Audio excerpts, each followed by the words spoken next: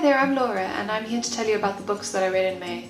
I've been doing a monthly book wrap for the last few months and it's been quite a lot of fun to think back over what I've read, to reflect on which books I liked, which books I'm going to read more of in the future, and just, making some progress on my Goodreads goal of 50 books a year. I'm still quite well ahead of schedule, so that's a good thing because I'm sure life's going to pick up a bit now that everything's tentatively opening up again, even though, I'm still not vaccinated. So once I'm vaccinated, I'm sure I will be a bit more confident to go out into the big wide world.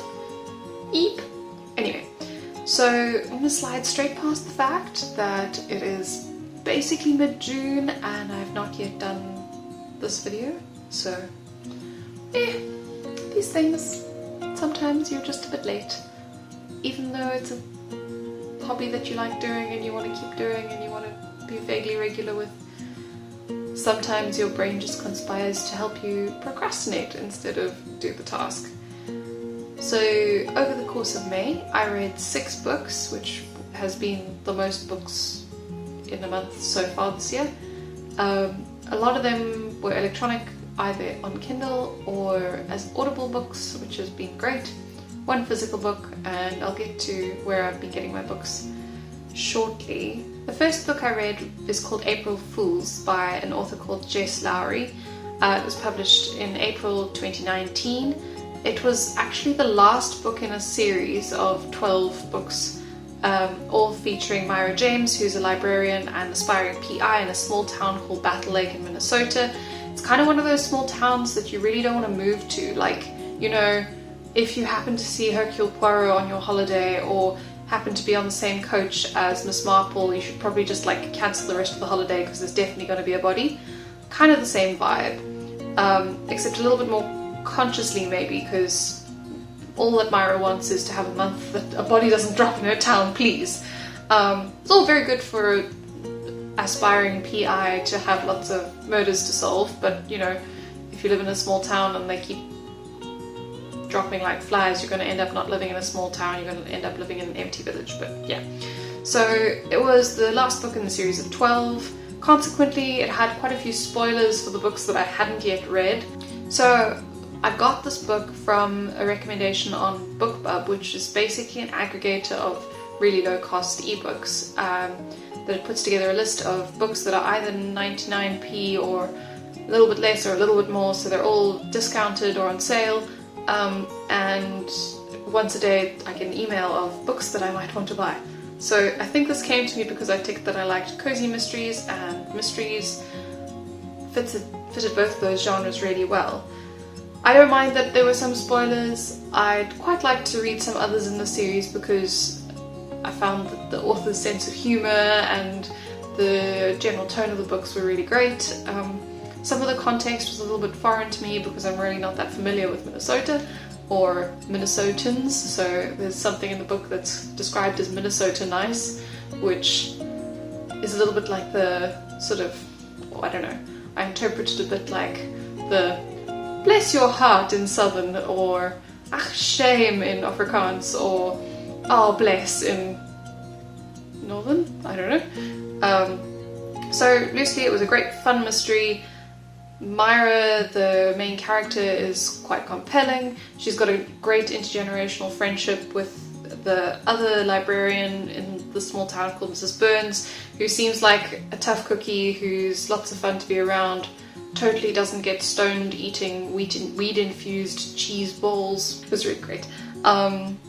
Good dialogue, fun characterization, an important feeling mystery centered on human trafficking, so quite a cool thing. Myra got to unpack some of her dark and mysterious past. I'm sure that if I'd read the other 11 books before this, I'd be a little bit more inclined to dig into that a bit more.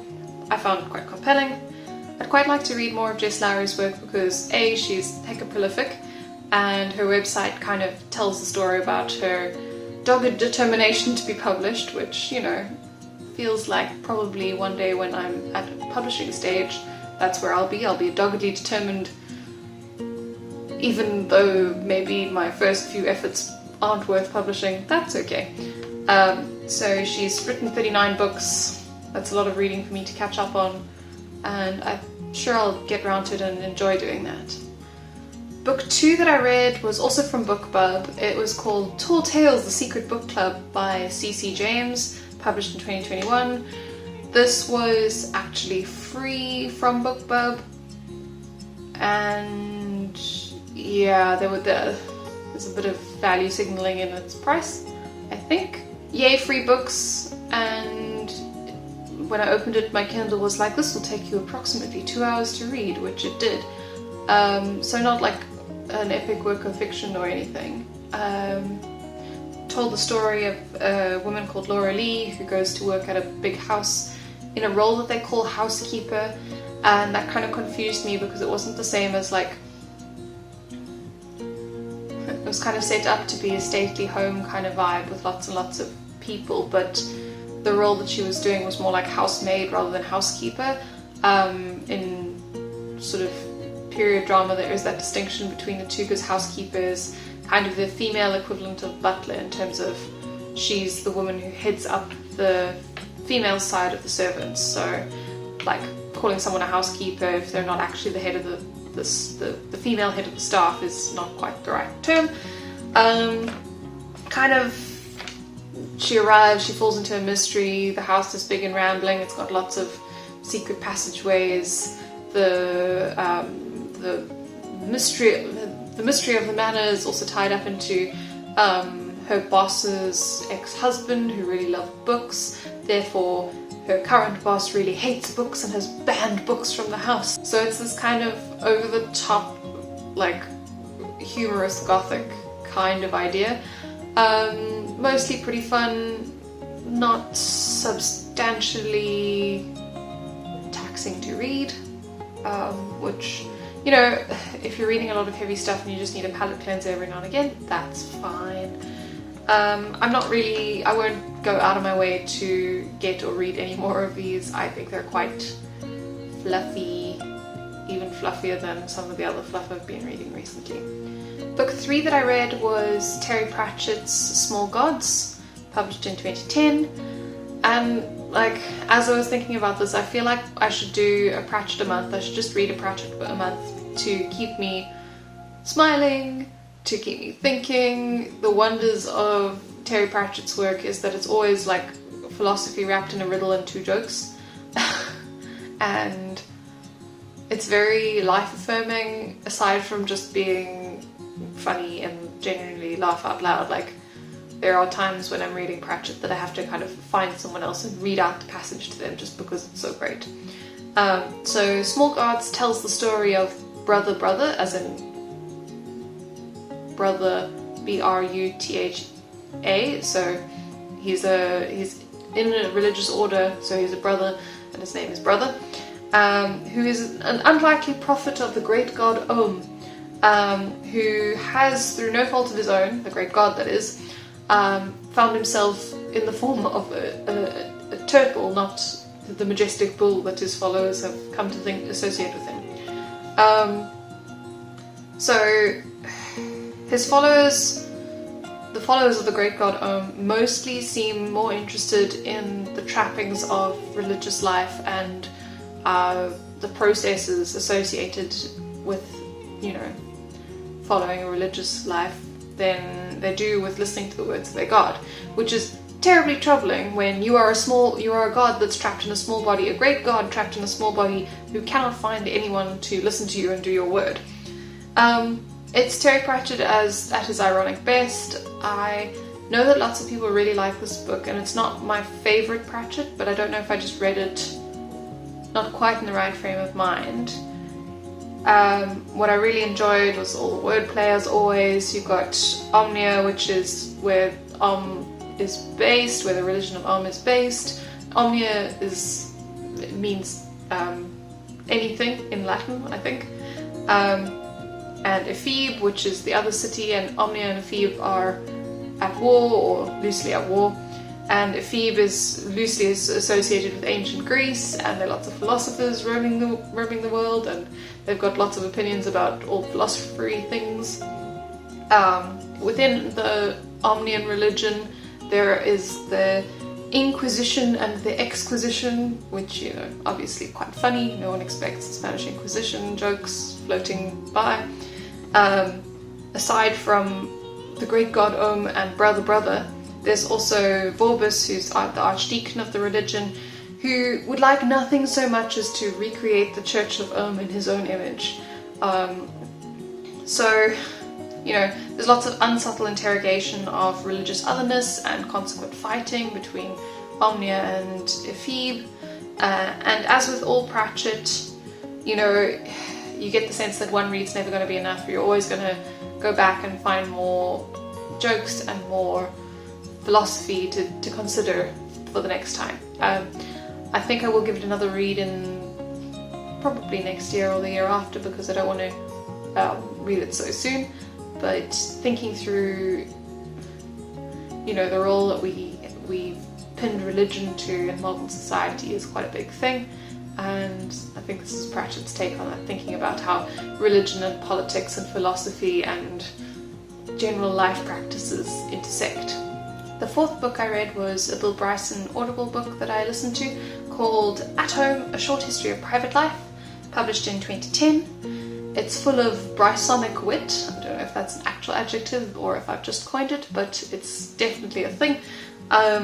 Very well delivered in audible form. It's very... So the book takes place by going through all the rooms of Bill Bryson's own house, which is a country vicarage in Norfolk, and kind of thinking about the purpose of the room originally and how that purpose might have changed over time. So it's quite a deep history. The deepness of the history and the variety of rooms and their etymologies and the sort of offshoots that those thoughts roam around is quite spidering and tangential. So it's kind of like a very compelling multi-episode podcast. I think I enjoyed it in audio form more than I would have enjoyed actually reading it. It seems like a book that you'd have to dip in and out of if you were reading it in text, which is not necessarily a terrible thing. It's the sort of book that I feel like my dad would really enjoy. I don't know if that's just because, you know, I've decided that that's the kind of book my dad would enjoy. It's the kind of book my mum would buy for me though, so, you know, maybe dad and I are quite similar in our literary tastes. I think that some of the tangents that the book went through, I can't think of a particular one now, but every now and again I'd kind of come to and wonder why we were talking about X, Y, and Z, and then like Bryson would have to corral the thought back in and make it link up back to this is the story of the downstairs lavatory or whatever it was, and kind of every now and again it felt like there were too many subjects being zipped into too narrow a bag. Bit of a funny metaphor, but oh well. Book 5, and the only actual physical book that I read this month, was called Fragile Things, Short Fictions and Wonders by Neil Gaiman, published in 2006.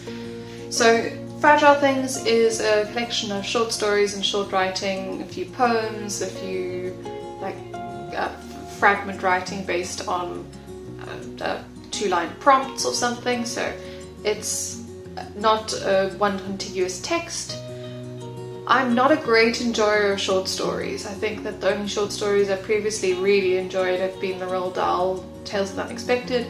It's not a genre that grabs me, it's not a genre I'm really keen on writing a lot of, even though there's a lot of, particularly in Stephen King's On Writing book, there's quite a lot of drive to say that everyone should be writing the short story. It's a challenging genre for me to write. I just struggle to be concise, I suppose. Anyway, even though I'm not a great enjoyer of short stories in general, the fact that these were written by Neil Gaiman means that there's plenty of like off-the-wall weirdness to just keep me in there. It's the book certainly delivers on the kind of bad crap crazy, weird twists and turns, hyper-gothic kind of style that Gaiman seems to write in quite a lot. I think that some of the poems were quite interesting. The short stories that I really enjoyed included The Problem of Susan, which sort of interrogates the challenges of how C.S. Lewis deals with Susan Pevensey in the Narnia books. Goliath, which is kind of like a sort of matrixy, sci-fi kind of use of humans and the end of the world. How to Talk to Girls at Parties, which, despite it being about two young boys going to talk to girls who end up being aliens at a party, there was kind of like again, kind of reminded me of my dad in a weird way, like it seemed like him when he was younger. And Sunbird, which is a cool story about one of those societies that eats everything and is determined to eat all the species. Some smatterings of Sandman humour / horror, as could be expected. I think that this is an interesting story collection, and I'm sure there are a few of these that have come from different eras in Gaiman's writing life. The last big chapter at the end is Monarch of the Glen, which returns to Shadow from American Gods, which is a character I really enjoyed. And I'd be keen to continue the American Gods thread, which I know continues in a slightly different frame in Nancy Boys, so more Gaiman on my to-read list in the near future, I think. Last but not least, the sixth book for the month was Adulthood Rites by Octavia E. Butler, published in 1988.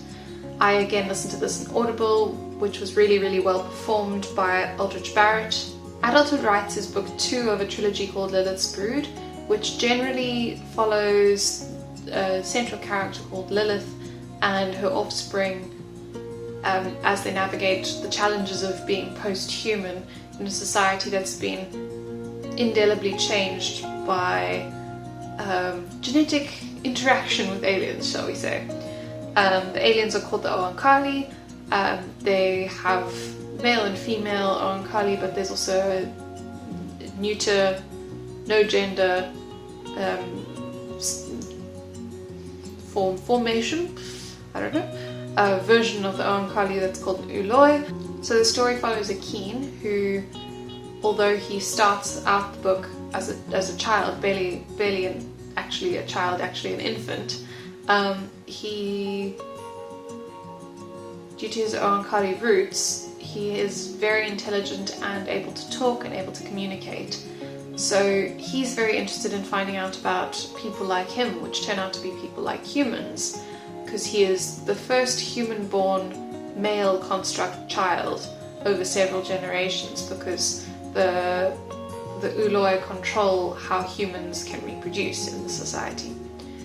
Because the Uloi control how humans reproduce, the resisting humans who don't want to throw their lot in with the aliens are unable to have children. So this small, very child-looking construct gets kidnapped and raised for several years in a human resistor village.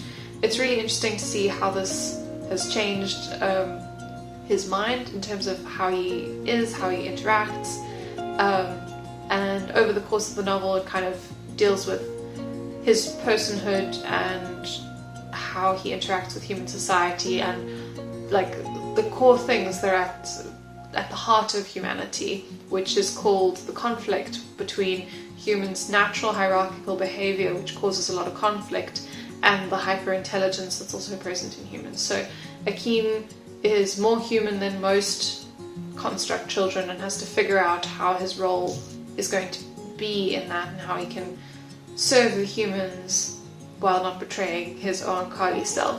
Really interesting. The book is full of sort of unsettling observations about human interaction over time.